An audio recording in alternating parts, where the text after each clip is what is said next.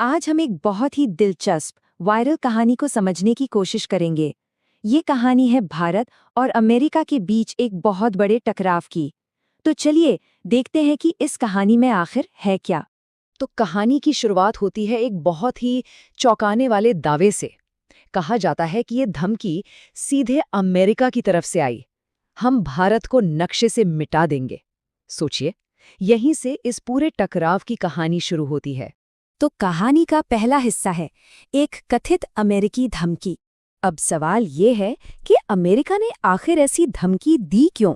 खैर, इस viral video के मुताबिक वजह थी भारत की अपनी आज़ाद नीतियां, मतलब भारत का रूस से तेल खरीदना जारी रखना, चीन के साथ अपना व्यापार बढ़ाना और कई मामलों में अमेरिकी नीतियों को सीधे सीधे चुनौती देना।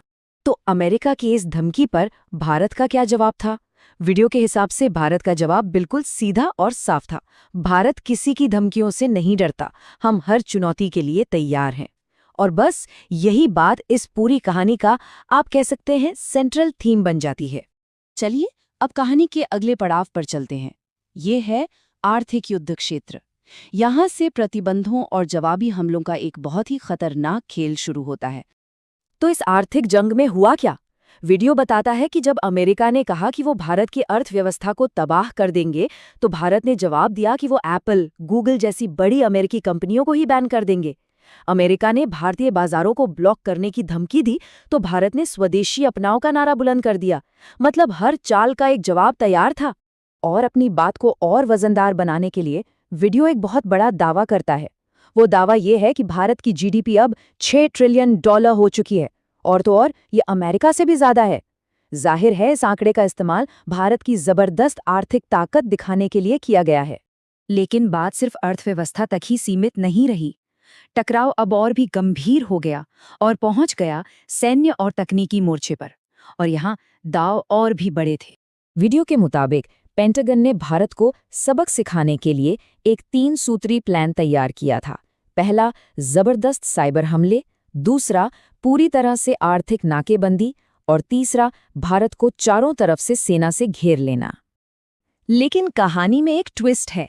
वीडियो का दावा है कि भारत ने इस पूरे प्लान को शुरू होने से पहले ही फेल कर दिया। कैसे? अमेरिकी सिस्टम को हैक करके, उनके मिलिट्री सैटेलाइट्स को जाम करके और यहाँ तक कि उनकी नेवी के कम्युनिकेशन को भी ठप करके। यहीं पर वीडियो भारत की तकनीकी ताकत के बड़े बड़े दावे करता है। जैसे भारत के पास ऐसी हाइपरसोनिक मिसाइलें हैं जो अमेरिका के किसी भी शहर तक पहुंच सकती हैं। INS विक्रांत जैसा एयरक्राफ्ट कैरियर है जिसके सामने अमेरिकी कैरियर पुराने लगते हैं। और तो और क्वांटम कंप्यूटिंग जैसी एडवांस टेक्नोलॉजी में भी भारत लीडर है। अब लड़ाई के मैदान से निकलकर कूटनीति की दुनिया में आते हैं। यहाँ भी वीडियो के मुताबिक भारत ने एक नया ग्लोबल अलायंस बनाकर दुनिया का पूरा नक्शा ही बदल दिया है। तो ये नया गठबंधन कौन सा है? कहानी के हिसाब से इसमें भारत के साथ है रूस, चीन और ब्राजील। और ये ग्रुप सीधे सीधे नेटो को चुनौती दे रहा है। मतलब दुनिया में पावर का एक नया सेंटर बन गया है। इतना ही नहीं, वीडियो ये भी दावा करता है कि भारत अब UN सिक्योरिटी काउंसिल का परमानेंट मेंबर बन चुका है और उसे वीटो पावर भी मिल गई है। और वो इस पावर का इस्तेमाल अमेरिकी प्रस्तावों को रोकने के लिए कर रहा है। और अब हम पहुंचते हैं कहानी के क्लाइमैक्स पर। वो मोड़ जहां भारत एक सुपर पावर के तौर पर अपना दावा पेश करता है। जब अमेरिका ने देखा कि उसकी कोई चाल काम नहीं कर रही, तो वीडियो के मुताबिक उसने अपनी आखिरी और सबसे बड़ी धमकी दी, एक न्यूक्लियर अटैक की धमकी। कहा गया, अगर जरूरत पड़ी तो हम भारत को परमाणु हथियारों से खत्म कर देंगे। लेकिन इसका भी भारत के पास जवाब था।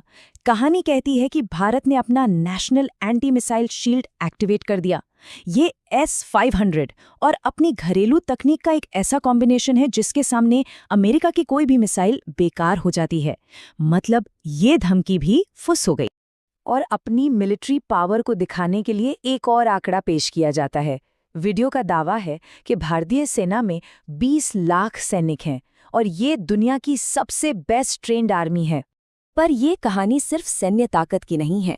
वीडियो के मुताबिक भारत हर फील्ड में नंबर 1 है, चाहे वो हेल्थ केयर हो, एजुकेशन हो, सॉफ्ट पावर हो या फिर रिन्यूएबल एनर्जी।